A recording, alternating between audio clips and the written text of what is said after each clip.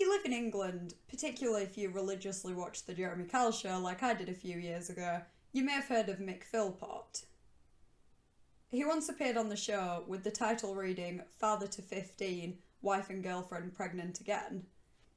Many people have claimed that the Jeremy Kyle show, as well as other shows he appeared on that gave him the attention that he clearly craved, would be a catalyst for the horrifying events that would follow.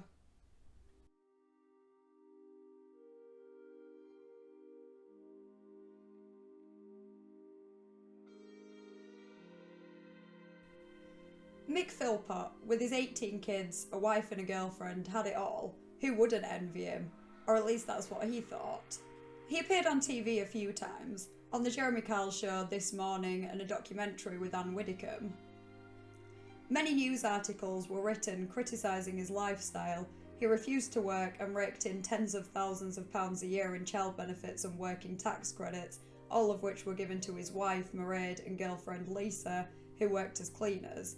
Although Mairead and Lisa earned their own money, they didn't get a say in how it was spent. Mick controlled all the finances. Let's take a look at the events which led to this bizarre situation. Mick was born in 1956. Little is known about his early life, but the first publicly known signs of his violent tendencies and controlling nature became known when he was 19. At this age, he was training to be in the army and met 15-year-old Kim, who he would soon begin a relationship with. Like most domestic abuse stories, Mick and Kim's relationship started on a high note. She said he gave her butterflies, however it wasn't long before the cracks started to show. He soon became controlling, giving her a curfew and beating her if she missed it. There is a long list of injuries that Kim sustained at the hands of Mick, from him breaking her arm, cheekbone and fingers, to him smashing her knee with a hammer and shooting her with a crossbow.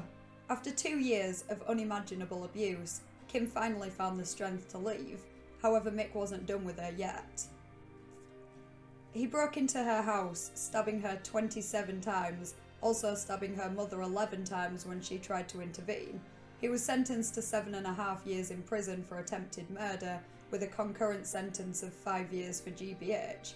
However, he was released after just over 3 years. According to the Daily Mail in 2013, Kim's mother was dying of a rare liver cancer, which doctors believe was triggered by the scar tissue from the knife wounds. A few years later, Mick met a woman named Pamela, who he had 3 children with. Around 7 years into the marriage, Mick met 14-year-old Heather. On her 16th birthday, she ran away from home to live with him. He was 39 at this point. Heather soon gave birth to 2 boys, which resulted in Mick beating her because he wanted a daughter. Mick even taught his older sons to be violent towards Heather. Eventually, she left him, leaving their kids, but gained custody of them a few years later. In 2000, Mick met Mairead, a 19-year-old single mother who had just left an abusive relationship. It wasn't long before they moved in together. However, around a year into the relationship, Mick began a simultaneous relationship with 16-year-old Lisa, a single mother and orphan. Mick was around 45 at this point. In 2002, Lisa moved in with Mick and Mairead. A year later, Mick and Mairead got married, with Lisa as a bridesmaid. However, in the years that followed, Mick asked Mairead to divorce him on more than one occasion so he could marry Lisa instead. Despite rarely ever daring to say no to Mick, this was where she drew the line. She would not risk their marriage. 2006 was when Mick decided to put himself in the public eye.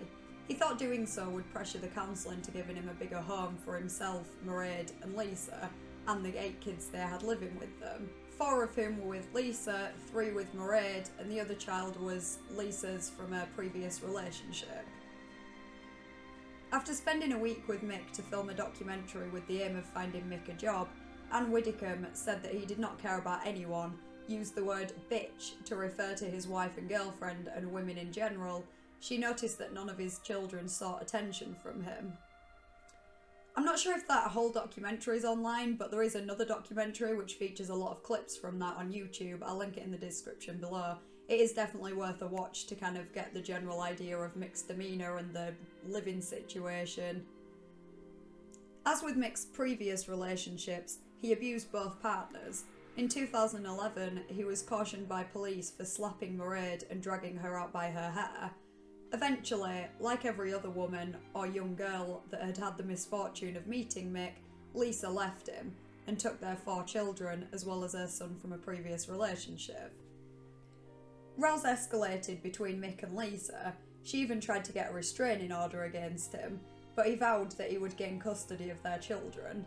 Police were called numerous times in relation to the arguments between Mick and Lisa, with him claiming that her family was threatening him.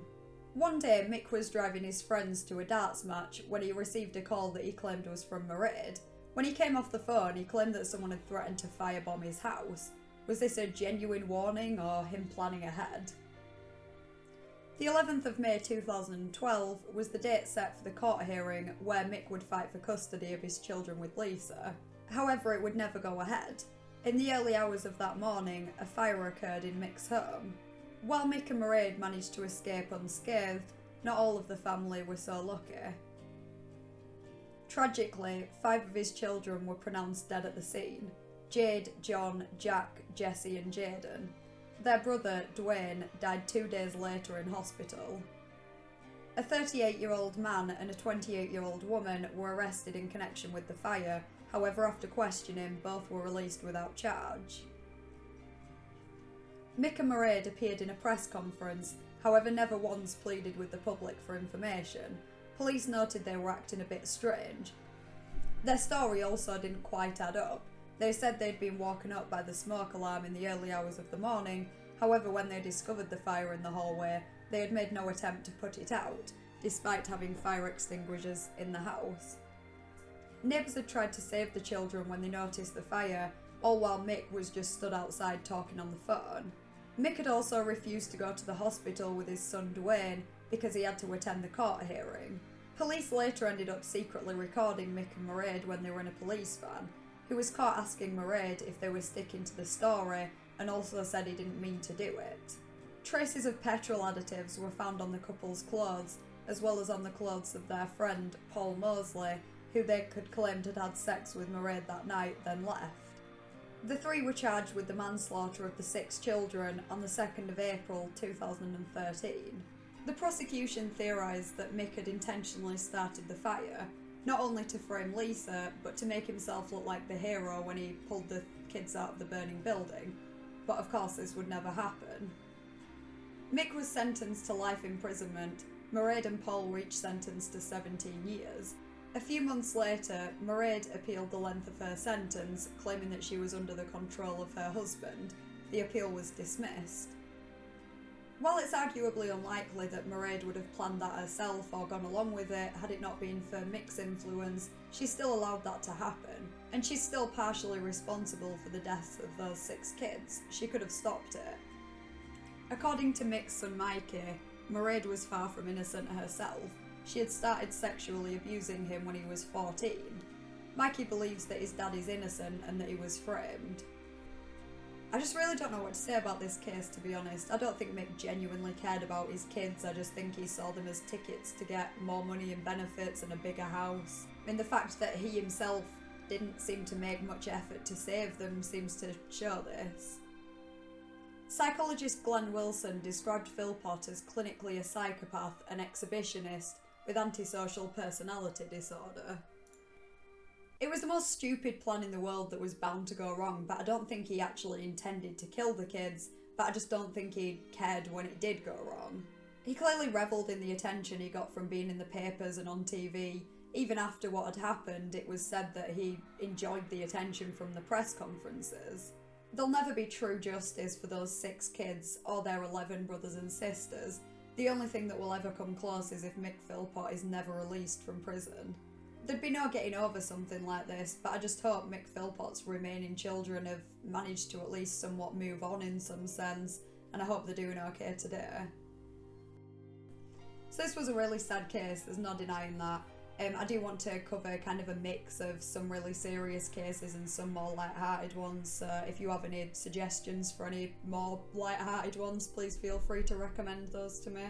If you enjoyed the video, please consider liking and subscribing. Thank you for watching, and I'll see you next Thursday in a new video.